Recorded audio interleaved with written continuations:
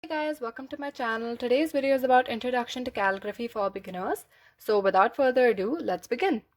So the first thing about calligraphy, you need to know the sizes. So I've made three different sections over here. As you can see, the middle section will be used for letters such as A and I. The upper section, as you can see, can be used for letters such as B and H. And the lower section can be used for letters such as J and Y. So once you get the sizes correct, you can always switch things up. Maybe you can switch the size up a bit or switch the spacing up. It's all up to you really. Now, one of the most important things about calligraphy is the thickness. So the upstroke should always be thin and the downstroke should always be thin. And that means upstrokes should always have less pressure, whereas the downstrokes should have more pressure. So it's really important to practice this. So I'm going to show you guys some exercises. First exercise is just making thick downstrokes. It'll let you get the hang of the thickness and how much pressure to put.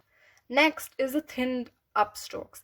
So just keep making thin upstrokes just like this and apply very little pressure in order to get the thinnest line.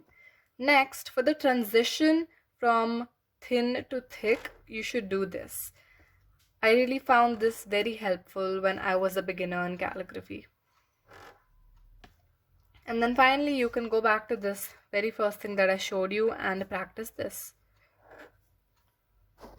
Next, I really wanted to show you guys a list of tools you can use for calligraphy. You can't just use a brush pen, but a number of things for calligraphy. In fact, you can just use things lying around your house. You never know. So the first thing, of course, that I've been showing you guys from so long is a brush pen. So I'm using the Tombow Dual brush pen for this. So I'm just going to show you guys how this works. It's pretty easy to control, not that hard once you get the hang of it. Next is a sketch pen or a marker pen. So I have this Faber Castell one that I'm going to use. So the one thing over here is that you have to apply a lot of pressure on the downstrokes. Otherwise, you won't really be able to make out the difference between upstrokes and downstrokes. So you really need to play with the pressure. Thin upstrokes and thick downstrokes. So less pressure and more pressure. Next, we can actually use an aqua brush as well or a water brush.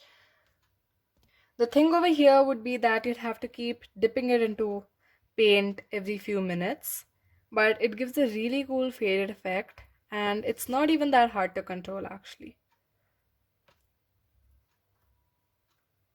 The next thing is the paintbrush. Now, this is I think where it originally started from, but it is also a little more difficult to use because it's a little more flimsy than a brush pen or an aqua brush.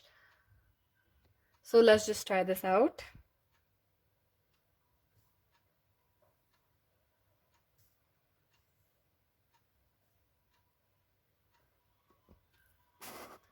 You can definitely see the difference between a brush pen and a normal paintbrush, but I think it's also pretty cool. You can try it out with a paintbrush. So the next thing is a pencil. So I'm using a 4B pencil over here. So again, you have to play with the pressure, thin and then very thick. You have to play with the pressure, otherwise it'll all look the same.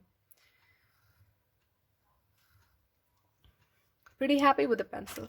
So the last thing you can actually use is a fine liner. So this is also known as fake calligraphy. Basically, you're not actually playing with the upstrokes and downstrokes, but you're all making it the same. And at the end, you just go back and at the downstrokes, make an extra line. And then just go in and fill it in. So it looks more like calligraphy, you know.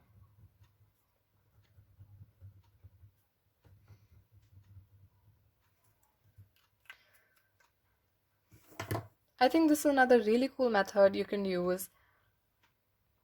Also, another thing is that you have to try and use a smooth paper. Using textured papers can be a little difficult for doing calligraphy, mainly because you won't be able to do it properly. You'll have a lot of difficulties. So try and get smooth papers to do calligraphy. Alright guys, that's it for today. I hope you enjoyed the video and also got some useful tips which you can hopefully use. So I'll see you next time guys. Bye bye.